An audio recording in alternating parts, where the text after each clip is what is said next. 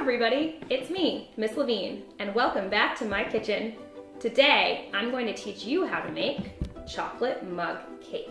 This cake can be made in a mug in your microwave. You don't need an oven.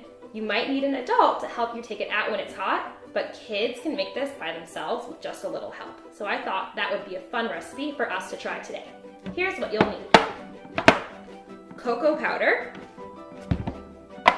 vanilla extract, unsalted butter, 1 egg, and sugar.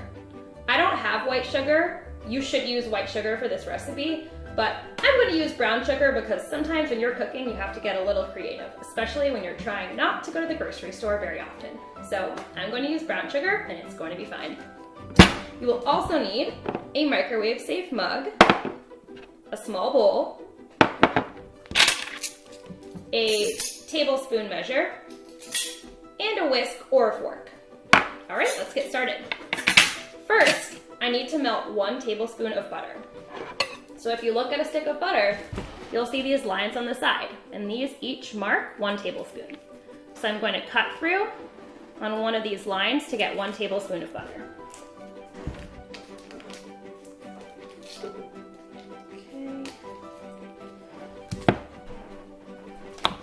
All right, so there's my tablespoon. I'm gonna put it right in the mug, and I'm going to microwave it 30 seconds at a time until it's melted.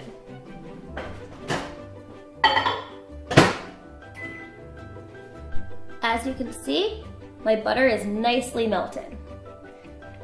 My mug felt a little warm when I took it out, not too hot, but you should still have an adult help you anytime you take something out of the microwave. Next, I'm going to crack my egg into the small bowl. I'll put this up here so you can see. All right, here's how I crack an egg.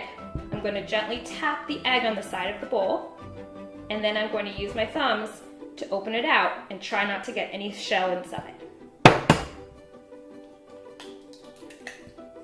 There we go. And now I will throw that shell away. Next, I'm going to add just a few drops of my vanilla extract. You're probably wondering, I thought this was a chocolate mug cake. Why are we putting vanilla in it? Vanilla is a flavoring that goes into many baked goods. Even if the primary flavor isn't vanilla, it still makes them taste a little bit better, a little more special. So now I'm going to whisk this egg until it's nicely mixed. All right, my egg looks mixed. The yolk is mixed into the white. So now I'm going to add my egg to the butter. So pick up my mug and just pour that right in.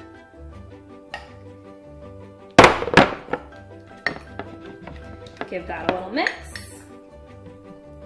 Okay, now I need to add the cocoa and the sugar. So I'm going to add 3 tablespoons of cocoa. You can help me count.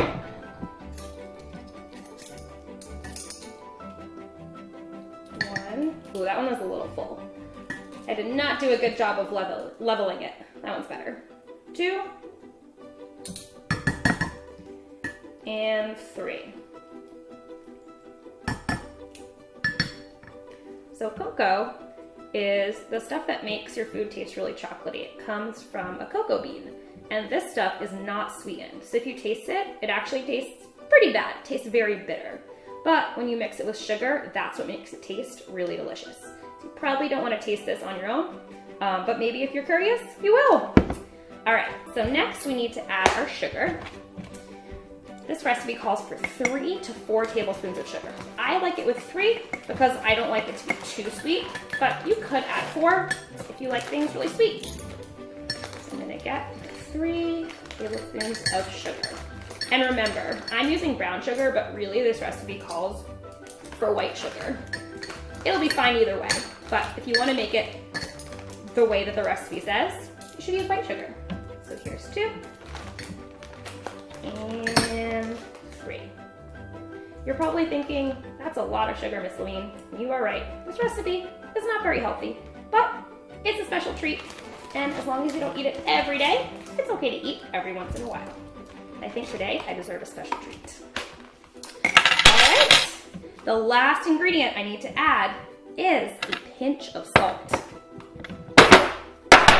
Even though this is a sweet recipe, a little pinch of salt brings out all the other flavors and actually makes the cake taste even better. So here I go, just a tiny pinch. Now I'm going to mix that batter together until it is all combined. My batter is all mixed and ready to go. It's okay if there are some lumps in it. Those will go away once you microwave it. All right, it's time for our final step. We're going to microwave this batter for 1 to 1.5 minutes. So I'm going to start it at 1 minute and see what happens. It's been 1 minute. My cake batter still looks a little wet, so I'm going to put it in for another 30 seconds. I gave the cake a little poke and it felt firm, so I knew it was ready to eat. Now, you can eat the mug cake right out of the mug, but I like to scoop it out onto a plate and put a little dusting of powdered sugar on top, because presentation is very important. Now, doesn't that look delicious? Now make sure you eat your cake while it's still warm, because it's just the best. Okay, that's it for today, kids.